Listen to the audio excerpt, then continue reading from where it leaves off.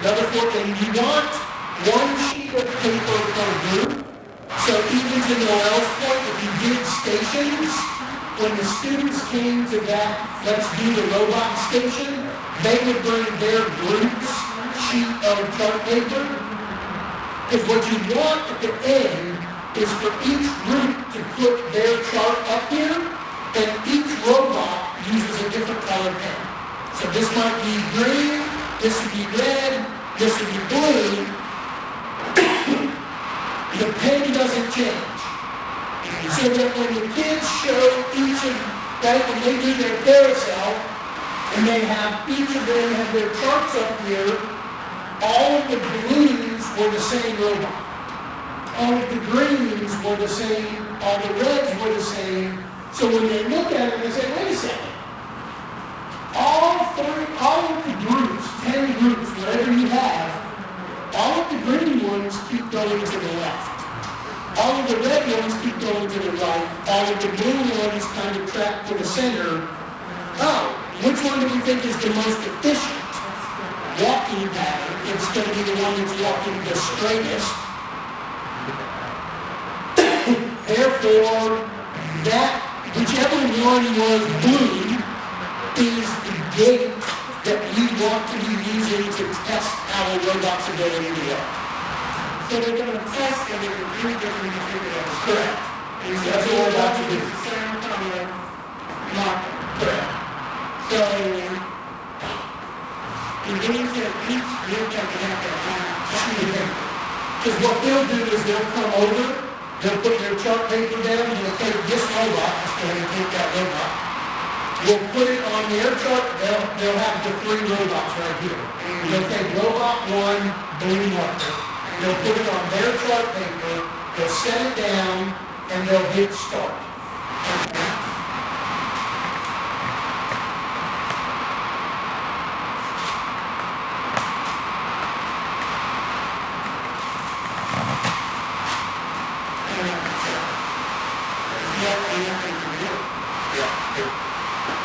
Needs that motion to continue fixing.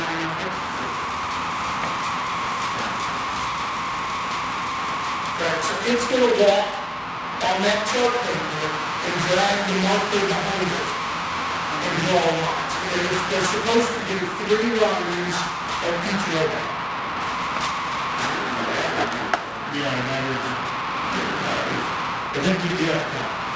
I guess my question is, they have on the same paper, but all of their colors are blue. So how No.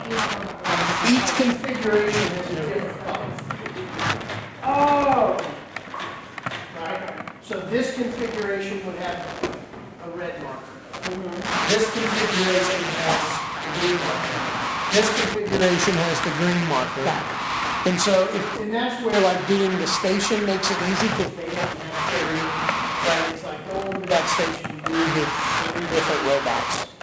And then when everybody goes to that station, they change the marker. They're just running. So they're going to run each one. And what they end up with is one of them is designed to hook to the left. One of them is designed to hook to the right. And one of them is designed and tracks pretty much down the middle. And so, just to test y'all, which of the 3 designs do you think tracks the strokes?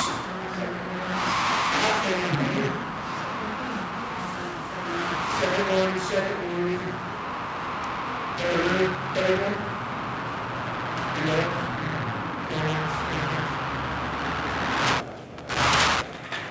So the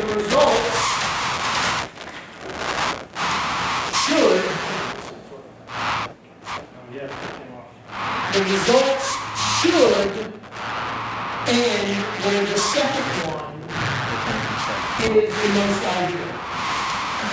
The second one.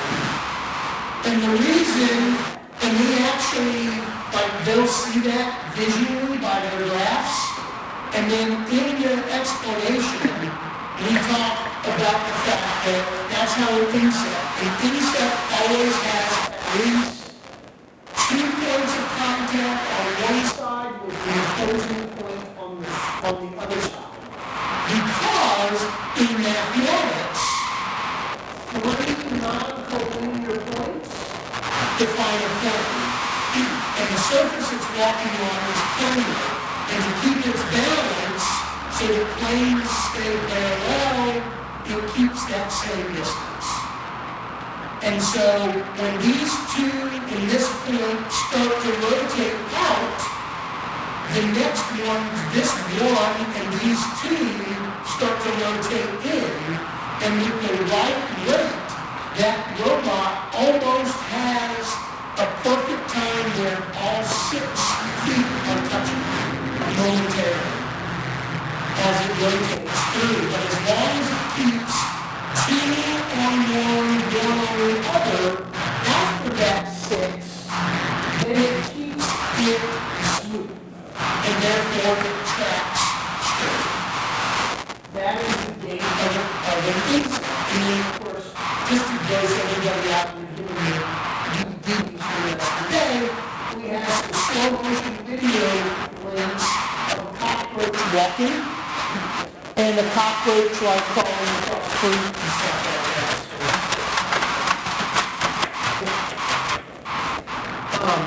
So you saw the first one you kind of rolled off to the left.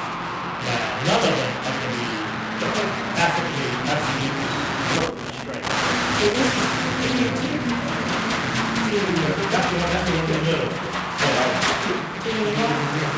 I want that to be too. Now, so you can see this one it's walking fairly straight.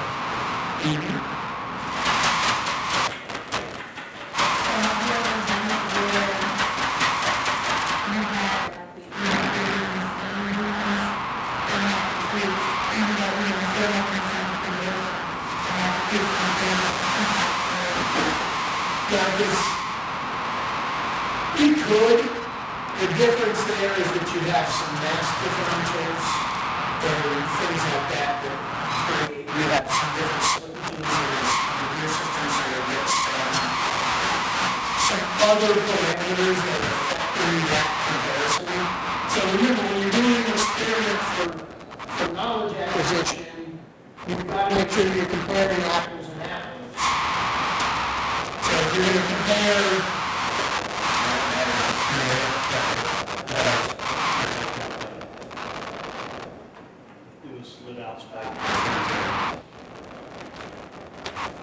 These are like that.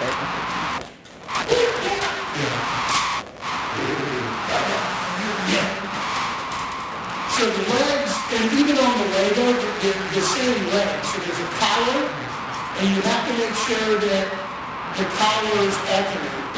So one of them, the leg would be close, and with the collar, that leg would be further away, so that they don't hit each other. Yes.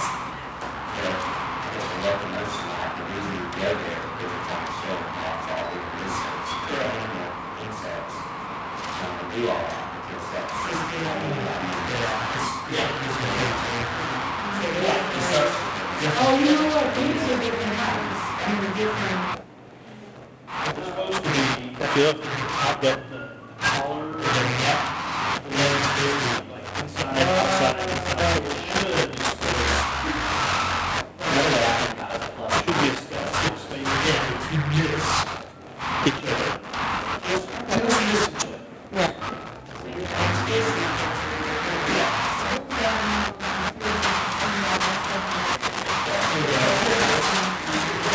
You can see this one gets up pretty hard. You put 2 together and you put it No, that's the thing you connect it. These are not that box.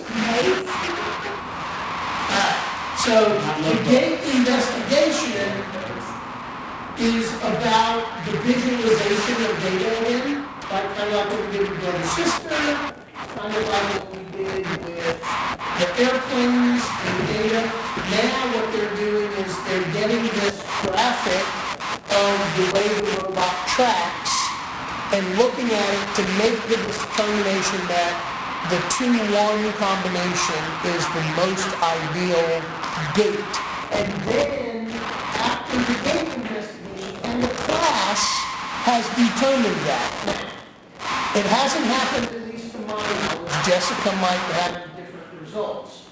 To my knowledge, no class has run the gate investigation and chose a gate different than 2-1.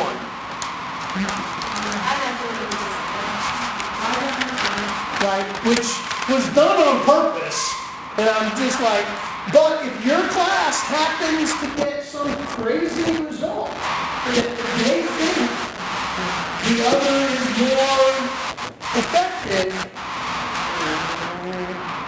go with it. Well, I think it might have to do with policies before. That's the right thing. It's what they think. That's why I asked you guys. Like, it's not written into the curriculum, but maybe that's a great little ticket out the door for the day.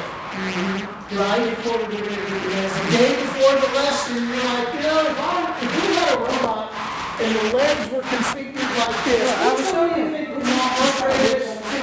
1, 2, or 3, 1, 2, or 3, write it on your paper, get your ticket out the door, and the next day you're like, X number of people said it was going to be this. That's what I do. Yep, so keep it out the door, I'm saying, give me the paper so I can see the man in your answer. Oh,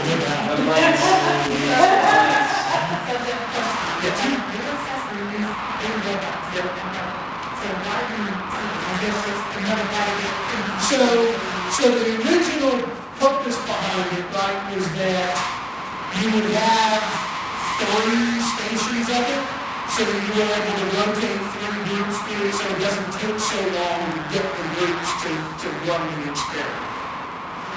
But if access to the robots is limited, that's where Noel was saying, Brian said, if you did kind of rotation stations, you could have them investigating some other aspects, whether it's the types of careers in engineering standards, something else. They could do the actual running of the robot, but at the same time, there is paperwork that they're supposed to document. How far did it travel? How long did it go? And now, listen. I guess remember it's funny for you, it's funny for them. So it's funny for us because they're programmed to go for 6 seconds. So when they're sitting there with their stopwatch and they're like, oh, I didn't get to do it. We didn't do it at the same time. I don't know how long it took to get there. They run again and they go and run it and it's like, okay, that one was 5.94. Okay, fine. And it went this far. And they're supposed to measure like start to the straight line to the finish. So if it curves, the straight line finish is not as far. Right? Because they went down the center and this is where it stopped. But the straighter it goes, the farther it would travel. Right? So they're supposed to document, then they go over to another station where they actually write in that information, they calculate things, they get the mean for the green, they get the mean distance for the red, they get the mean distance for the blue. But the reality of it is, there is a circumference to the red, and in 6 seconds, it's going to turn so far as long as it goes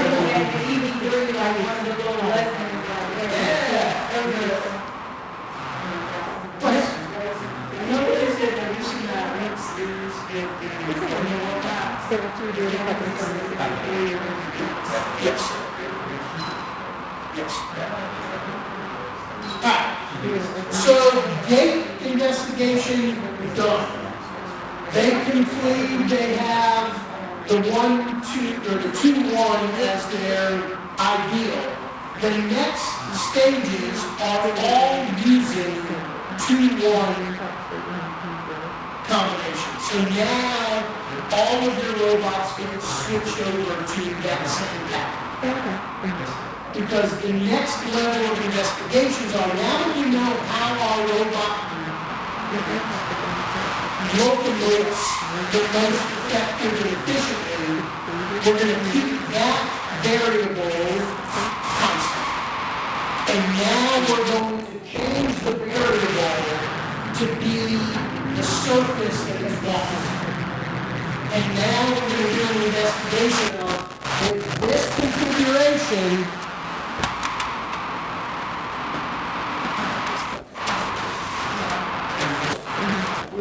configuration, does it walk better on tile, carpet, or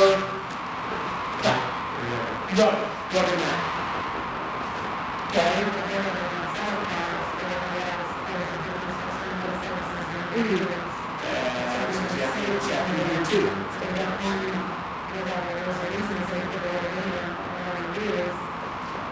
So the full exploration of this is they need the surfaces like we were just talking about, and then we have different feet.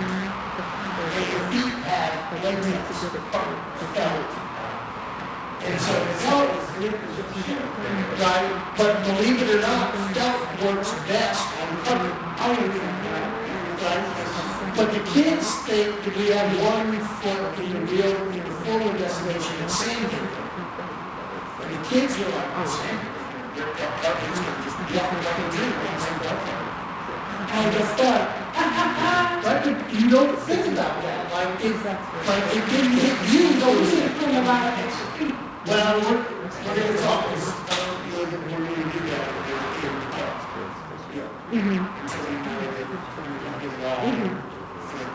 Because the end goal of this is there is a design challenge. And the design challenge is this. Now that we know the robot's configuration, now that we know that the feet walk best on carpet or tile or rubber, this is it's the rescue challenge. And the idea now is if they walk, like it walks best on this one, it's okay on that one, but what if it had to go rescue a person on surfaces that are multiple variations of? So the final track is a piece of carpet, a piece of rubber, and something slick like the tile floor. And there is a slight elevation change somewhere along the way. And as they continue to work with the robot's configuration, if the legs were just a little bit longer or had a little more surface area, this robot would walk that much better. And so the design challenge is, now that you understand how this runs on different surfaces, and over these investigations, design a new leg that you can add to the robot that will improve its ability to walk. And these robots, the Lego robots, it's a little bit harder. You can actually remove and change the center axis length so that if they wanted only 4 and a different, bigger shape, you could allow that. But the most restrictive, leaving it there, listen, the 6 axles are there. You can't, so that limits how high or how tall the leg can be. And they have to, so What if the axles stay longer? So you have like further out, further out. you can contemplate that. Yeah. Right? You could have one here and one here that makes this almost look like a cross.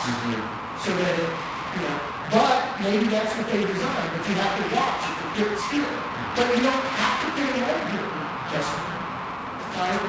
If I take this leg off of the center and put it here, I don't have to now worry about timing because it's never going to hit. Whereas here, I do have to worry about timing if I were to have t-shirts, if they're going to hit each other.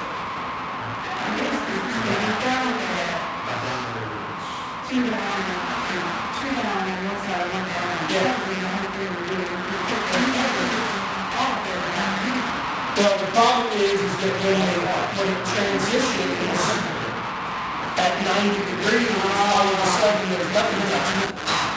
So the idea there would be, if you did that t-shirt, you probably could. Right? Because there would always be a point where 2 and 1 will walk. So that's where this gets open.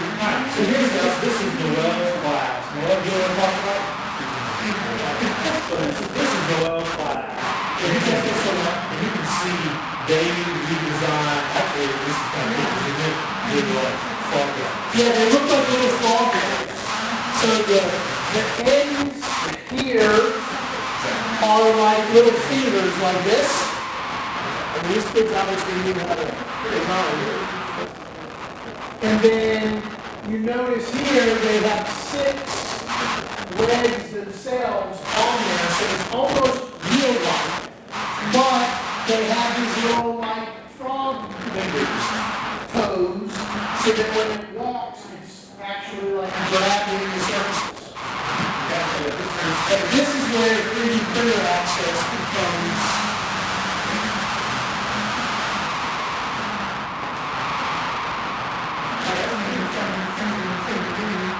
Yeah.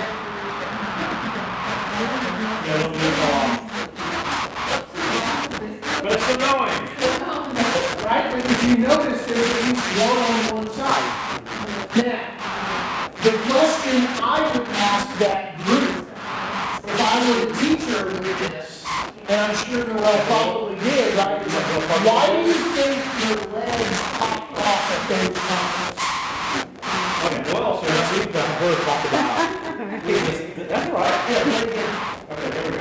There's just the frog legs. Yes, they're so cute. CSA, tech day. Yeah.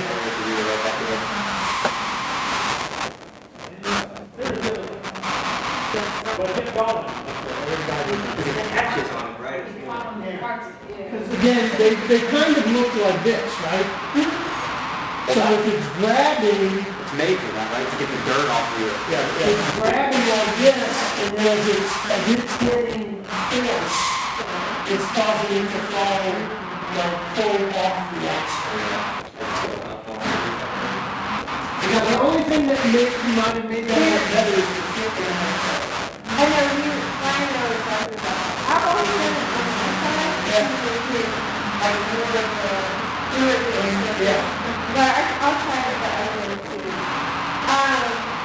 You know, what the huge struggle is design is the axle opening. We were just talking about that. Yep. And then the couch. So, Exactly. the axle opening, and then unfortunately there is a little bit of, I don't know, it's sometimes it's stuck because it's a square axle in the robot. So we've experimented with just turning a little bit. But what happened is this group did an axle.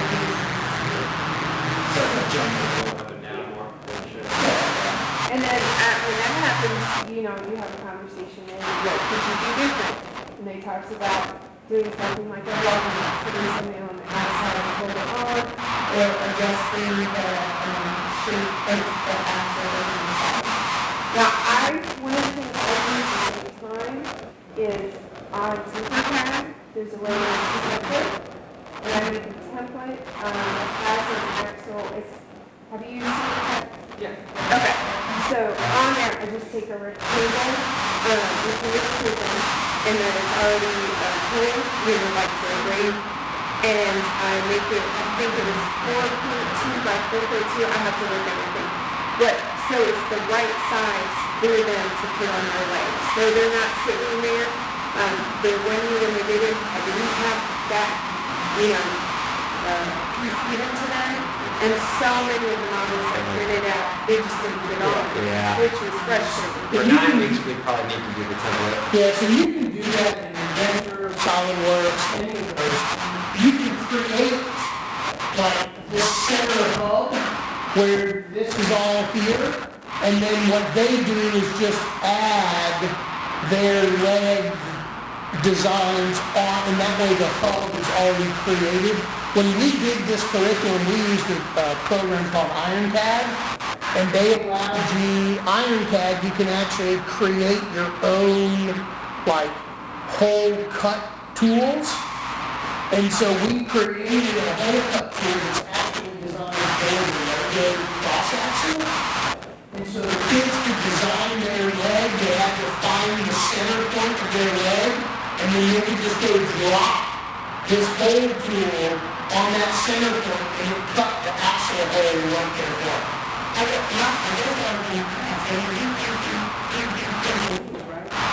Yes. So why could we just use this color and just make it this? You can. So this hub exists in 3D, and all you have to do is modify and do whatever the else. Now, when we originally made this to do for a different project, the leg or the feet were just got off. And the reason we did that was we weren't having to redesign the leg, we were just having to redesign the foot. And we could just snap on additional feet. But as we kind of migrated further along, we realized that the kids really wanted the whole leg to change, not just the foot, because they felt that the foot was still being limited by the structure of their leg that they have to work with, and they wanted to have more freedom. And so we had, go for it, so here's the whole cut tool on IronCAD to do that. So, we have the SolidWorks file that this was designed in, and so it would just be a matter of getting the dimensions that you need to have for that center hub. And Look pretty crazy on using that big multi-materials. yeah, that's What's basically bad is, because you were describing how, oh, you just got off the sport, and like, the whole thing's PLA for us. Or ABS, We just have eight people, we have Dremel, and Kid Guys. So they have 5 pretty great. You wanna know why that is? We got two, because of, well, Kid Guys is because of P7 and Donuts.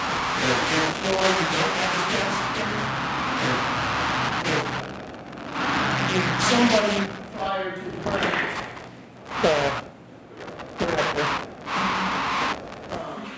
got one of the very early versions of the Stratus Euclid and put it in a classroom with someone who was like kind of just knew exactly what to make it do. And it worked great for about 2 years while that person was there. And when that person left, the next person that came in didn't have that capacity. And it went belly up pretty quick. And their theory was, well, it's just a computer can't take that kind of work.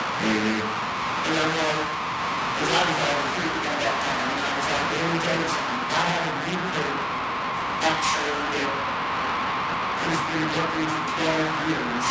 It's the original, the ones that never picked it, they've never picked for 10 years and they still pick. So it's a little TNT. So it's a soluble support material and ABS material. Now the F-170s that are there now, that we can get now, is the difference of the manufacturer anymore. The F-170s, you can get a print from PLA, so you can do low-grade PLA kind of modern prints, and it's cheaper. But then you can just simply switch out the print heads, put in ABS and the support material, recalibrate and print the soluble material, and have that going, and you can do colored PLAs, colored ABS, all kinds of stuff. What's this brand? Because here time you can't switch out. You can pause and switch out the heads and stuff like that.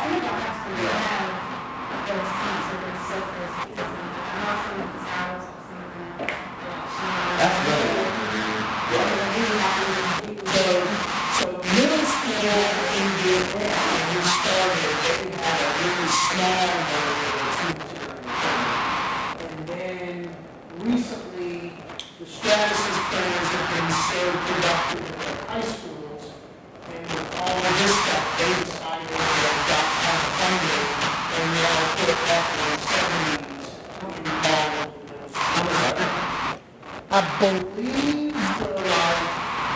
basic kind of like, okay, here's 2 days of material, printer, all of that. I want to say the startup process, like one thing. But as I try to get people to understand, if they're understanding, it's just like, I don't know what your budget, because the next one says, tell me how budget was,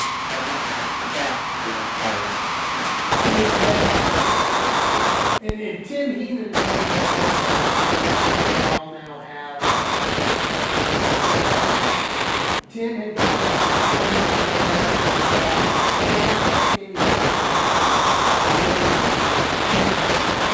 forever stuff out.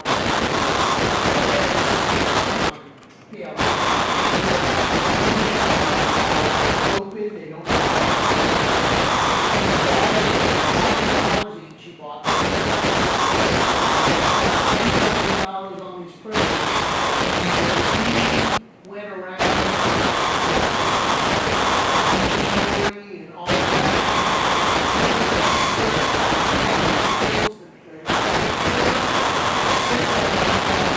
they're still in the boxes. They were purchased.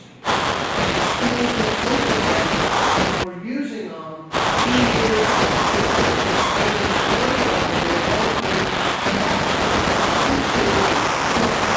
Other 7 in Canada. 3 and 1. Instead of one like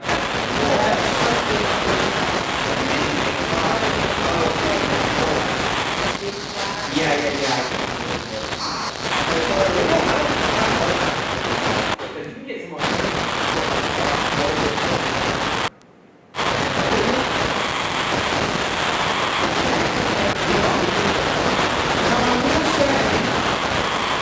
If you're not going to go to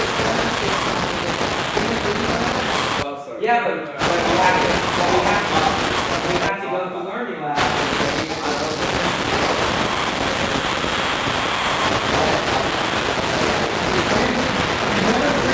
bought a bamboo. We literally asked to snap and then make it, but Right. he was like, it's gonna be a process. Why can't you just buy them from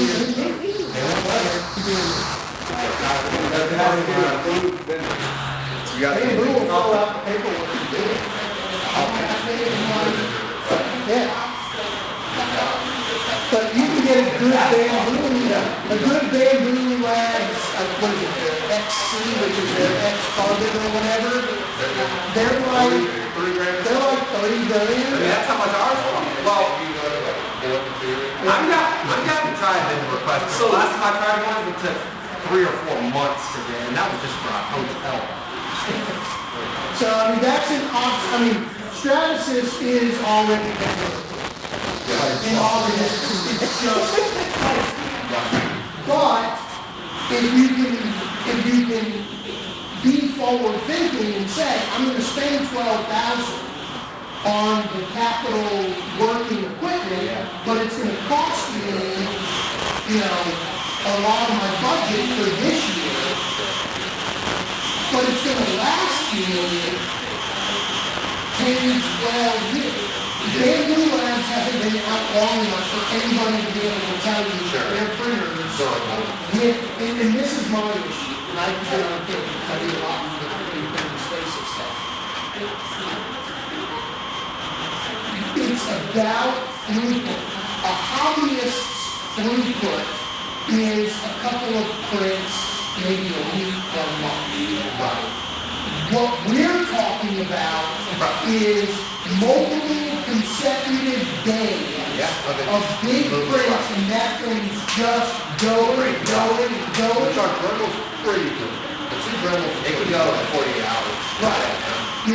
None of the prints are like continuous for 48 hours. So the issue becomes print for 18, stop, print for another 18, stop, print for another 18, and it's just like this cycle. Yeah, I like having 2. I'll say one for a dad, and I'm like, oh, yeah, the one is good 3D printer, that's We bagged it for a long time. I mean, listen, I will talk, I'll try to reach out to Eric. I'm actually having a dinner with Travis and the education director this week. I'm money man. Look at this guy. That's what it is, man. And so, That's nothing but yard, but they, We go by with that. you should talk with Eric, because I was convinced Travis about 2 years ago to do a school,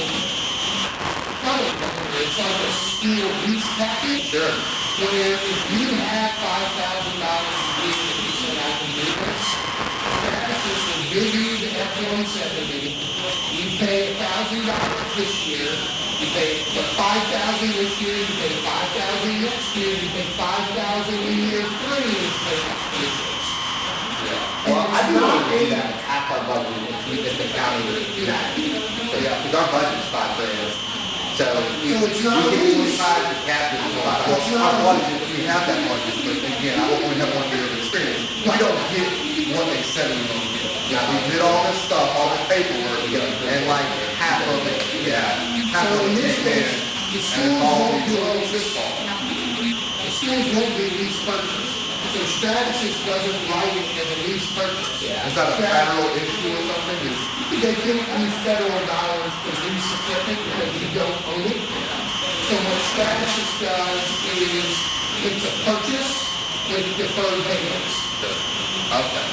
So you purchased it, that first $5,000, the printer is yours, you own it, you're responsible for maintenance, warranty efforts, whatever you want to do with it. And what they basically do is they then